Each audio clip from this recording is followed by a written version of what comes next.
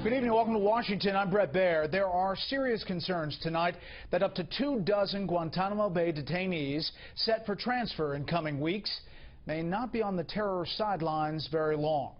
An official tells Fox News he is not confident the new host countries will be able to keep the high-risk terrorists locked up under surveillance or from rejoining the fight against the U.S. and its allies. Chief Intelligence Correspondent Catherine Herridge has details tonight in our top story. This is all about ideologically driven policy. It's not about the actual assessment of the risks of these individuals. 2 days after he became president, Mr. Obama signed an executive order to close the Guantanamo Bay detention camps within a year, since the population has dropped from 242 detainees to 80. Guantanamo is too expensive, too inefficient, and too wasteful of scarce military resources. Mr. Chairman, Guantanamo is not an asset, it's a liability.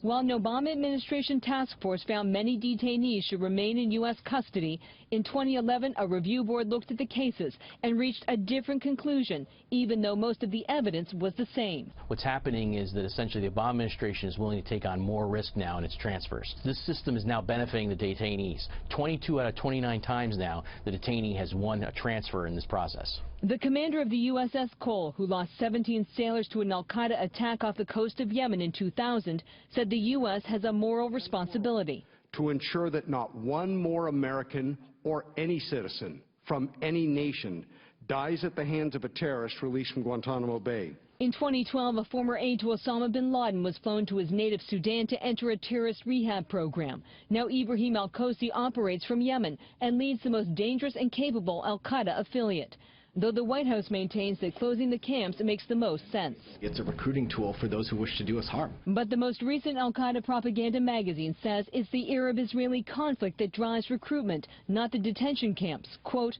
many have joined jihad because of the Palestinian rhetoric compared to Guantanamo. They can easily produce a video saying, come fight for us for Guantanamo.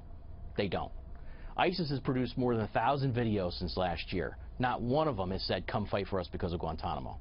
So the idea that it's used as a recruiting tool really is disingenuous. For those countries who take transfers, Republican Senators Mark Kirk and James Lankford have introduced an amendment to hold them accountable. If you take a detainee, it comes with a responsibility. That responsibility is to make sure that detainee doesn't return to the fight, or you will lose American federal aid. It's pretty straightforward.